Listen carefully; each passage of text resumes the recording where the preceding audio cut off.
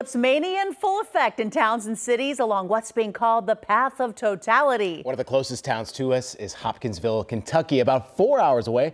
It has about 31,000 permanent residents and expecting 50,000 visitors today. One of them, Todd Dykes. Todd, you're in the crowd. How does it feel, man? Yeah, right in the thick of it, Colin and Lisa. I think it's safe to say this is a day unlike any other ever here in this small western Kentucky town and city. Let's show you a look around me. This is a makeshift tent city. As you can see, we're in a park close to downtown Hopkinsville, and there are plenty of people here to witness today's cosmic event. Now, we arrived here yesterday afternoon. We were a little worried about traffic heading down, but the roughly 4-hour drive from Cincinnati was just fine. Some folks may have decided, in fact, to stay away because of concerns about huge crowds, but from what I've seen, the crowd is large but manageable. Organizers of festivities here are calling Hoptown, as it's affectionately known, Eclipseville.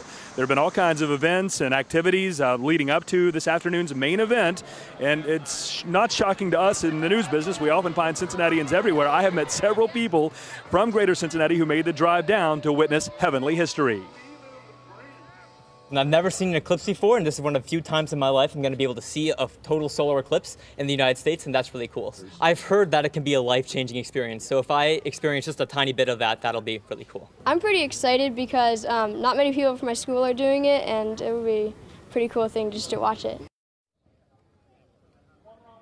Now, those two young men are brothers. They live in Westchester. I've also spoken to a number of people, North Side, College Hill, White Oak, the West Side. In fact, just another couple from over the Rhine area. I also spoke to a sophomore at NKU who made the drive down with her sister. They're very excited to witness this history together, so a lot of special memories about to be made this afternoon.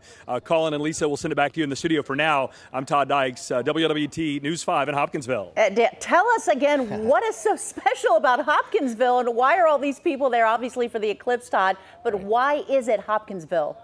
Yeah, you know, Lisa, what makes this city so special and such a great place to watch the spot is that it's what's called by scientists as the point of greatest eclipse. Let me refer to my notes. I'm not a scientist, but that means basically this is where the axis of the moon's shadow will pass closest to the center of the Earth. In other words, to my mind, that means it will get very, very dark here when the total eclipse happens high in the sky over Hopkinsville, and it will last a little while longer as well. So it's going to be very exciting. Number of people. One of the cool things, we're listening to a seminar in a pavilion off in the city park happening right now. They're talking about some scientific things, and people asked about the temperature drop. It's about 92, 93, maybe 95 right now. It's hot out here in Hopkinsville. Could drop about 20 degrees when the total eclipse happens, and my colleague Angela Johnson and I are certainly looking forward to that. Lisa, call it back to you. Todd Dykes reporting from Hoptown down in Kentucky, 4 hours away. Todd, thanks for standing in that heat for us, man.